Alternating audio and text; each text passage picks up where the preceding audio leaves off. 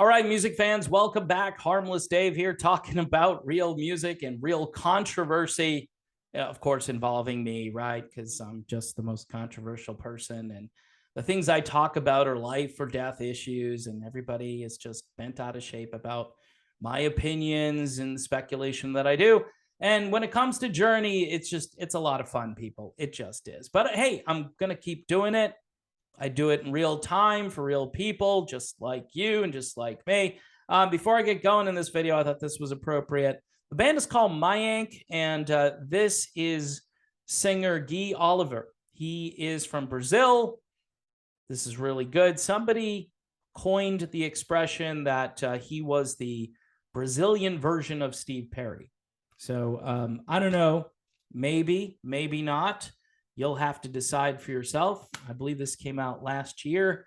I kind of missed the boat on this when it came out, and had Guy Oliver on this humble little harmless platform a number of months ago. Really great guy. He believes a lot of the right things too. I'm just saying. He and I could probably hang out together. Of course, he is he's a little younger than me, a little better looking. So the ladies really dig Guy. That's all I can tell you. And the music is great. And anyway, Brazilian Steve Perry. I'm thinking more about Steve Perry these days and Neal Schon. What's going on over on Twitter? Apparently, I'm back on Twitter. No, I'm not tweeting over on Twitter as the RMO, but people are talking about me. Yeah, it's like more free publicity. So Neal Schon has been getting into it with various brown sewerage users, right? Because it is the brown river, the brown cesspool over on Twitter. Lots of AI, lots of bots. The people who are over there, I mean, I don't know. There's a kind of negativity and hostility, and it's really centered on that particular platform. Facebook, as much as it's a nuisance to most people, it's not as detrimental to your overall well-being as Twitter is. So Neal Schon going back and forth with various Twitter users. There's this one website that someone sent me a link for, Rock Celebrities.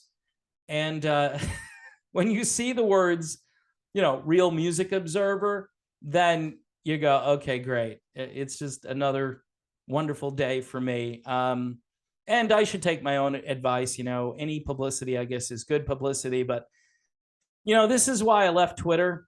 And this is why I cannot stand social media in general. It just is not a good thing for your health. But God bless Neal Schon, who's arguing with various users. One user says, and I'm going to pick this conversation up because RMO does show up in this. I swear Neal is trying to goad Steve into responding. He doesn't respond to this stuff ever. No, Steve Perry won't respond to this stuff. There's always a good reason for what's happening, but hearing only one side of it, how can anyone pass judgment? So what this user is saying is that Steve isn't responding, so we don't know the truth. All right, so Neal Schon fires back and says, I respond because I speak the truth. No need to hide behind someone else. Now, here's where I come into it, right? Next user. Herbie Herbert was a nightmare shareholder, and all 6 shareholders were invited to the 2020 meeting. Perry sent Tim Jorstad as a proxy to protect his interests, but otherwise didn't show, thus again proving that the Real Music Observer has no idea what he's talking about.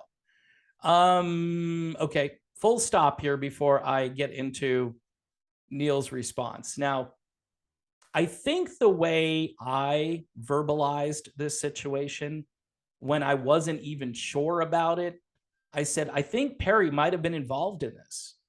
Did I say he was physically there? This is the nitpicking that goes on. Like if I say, Journey played 4 concerts with Narada Michael Walden, and someone says, no, he didn't. He played 6, or he played 3, or he played, I'll say he played a couple of concerts, and he has no idea what he's talking about because Narada played 4 concerts with Journey.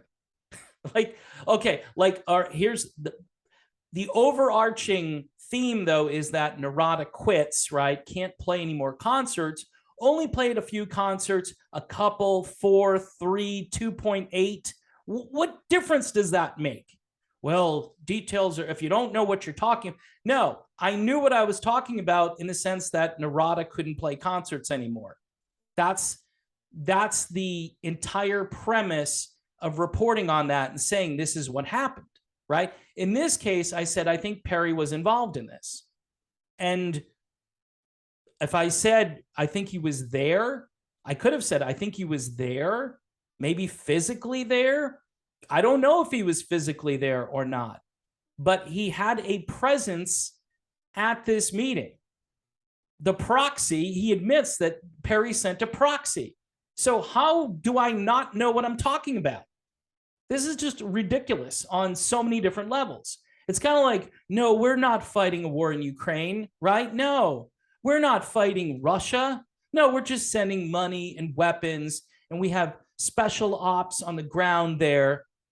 And our guys are training their guys on how to shoot, right? So they can shoot the Russians. But we're not fighting a war. No, it's not. We're fighting a proxy war. So Perry was there by proxy. So how am I incredibly wrong? And why even bring me in just to say, oh, this guy has no idea what he's talking about again, right? So the video I did, I think where I said, you know, Neal Schon responds to Steve Perry, I think I put some things out there that were theories, that were things that I had put together based on the information. I'm not wrong. I wasn't wrong about Perry's involvement. Perry is the guy who went out there and said, you know, I haven't been in the band since 1998. I don't know what that's about. Is that a lie? Or am I lying? Look, I'm just trying to tell the story. And, you know, if I get details wrong, which again, Neal Schon, by the way, is not going to defend me necessarily here, but he is going to say something rather strong back to this user who talks about Perry being there by proxy. This is what Neal Schon said. You are 100% incorrect. All right, full stop. Full stop. Kind of like when Jim Peterick was on with me and he said, hey, man, you really know what you're talking about.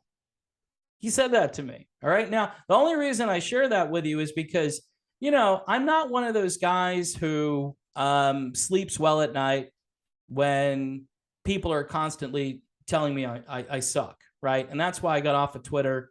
And that's why even on Facebook, I keep a low profile and I don't talk that much because there's really nothing to talk about over there because it's 90% is negative BS. Right. But the first phrase here by Neal Schon, you are talking about this guy who said the RMO has no idea what he's talking about. So he says, you are 100% incorrect. I was on the call. All right. I'm not trying to gloat here, but he says, you are 100% incorrect. I was on the call. Steve P. verbally voted with Ross, Smith, and Herbie. Not sure whom you're getting your information from, but it is 100% correct. Now, here's the thing. You know, I don't get it. I'm not well liked in certain chat rooms. People are really upset that I have 61,000 subscribers. By the way, there are people who do this and within a few months, they just zoom past me because I've done a very lo-fi, low budget presentation, right? I don't have any fancy music. I don't do editing. This is all just me, sort of stream of consciousness, kind of like David Lee Roth a little bit, right? Just shooting my mouth off and hopefully words come out and hopefully it makes sense to people. Sometimes it doesn't. And I'll be the first to admit it. I'm not sitting here saying that I know everything about this lawsuit. I don't, but I do know that Perry was involved, and there's validation from Neal Schon. So to this guy who said, I don't know what I'm talking about, take it up with Neal Schon. Don't take it up with me. His words right there. So all you can say at this point is, well, Neal Schon is lying. So tell him he's lying. Tell him that, he wasn't in the room. He wasn't on the call, whatever it is. He says, I was on the call. Steve P verbally voted with Ross, Smith, and Herbie. Not sure whom you're getting your information from, but it is 100% incorrect. Someone else noted Perry's latest filing isn't about merch. Now, I've said the trademarks can be used for merchandise, right? They can be used for certain things. Why would you want to get a trademark for something, right? For branding purposes, Coca-Cola, right, has a trademark. Everybody knows what it looks like. There are other the band Chicago, I think their name is a trademark. It's not a copyright, it's a trademark, it's theirs. So I'm thinking, hey, you're going to trademark stuff, you're probably going to merchandise it, you're going to use it.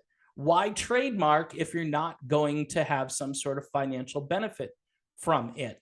But anyway, I'm only splitting hairs here because the person says Perry's latest filing isn't about merch specifically.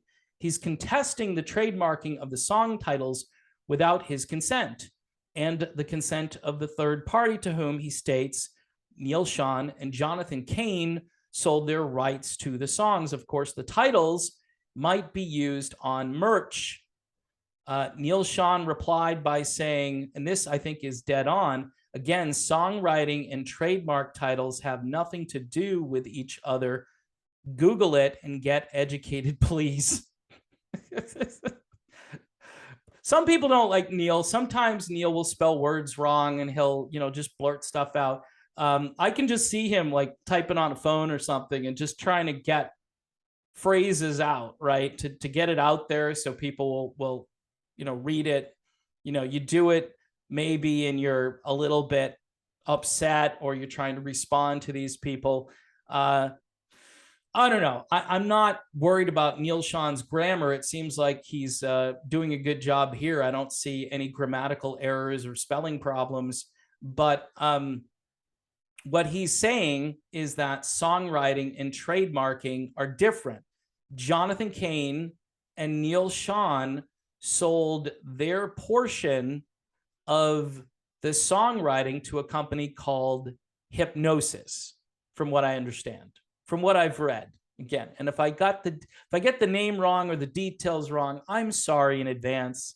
I know I don't have any knowledge about anything and I don't know what I'm talking about, according to this user who just got destroyed by Neal Schon. Now, I don't know who this guy is. All I know is that since I've been doing this, right, off and on since 2017, when I kind of wade into these issues, all of a sudden I'm the worst person in the world.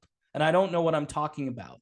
And I shouldn't even be speculating about stuff. Look, free speech is still kind of a thing, kind of depends what you talk about. You can't talk about certain things. You can't talk about certain things that happened in 2020 specifically, or you'll get banned or censored. And all these people, guarantee you, they support censorship. They support banning of free speech, banning of political speech, banning of crucial medical information that could save lives. Guarantee you they are all for getting rid of those people who are saying those things, no matter how true they are, no matter how right they are, right? Experts. I'm not claiming to be an expert on any of this. I'm not claiming that. What I'm claiming is that it appears that Perry was in on this and Neal Schon has validated my point of view.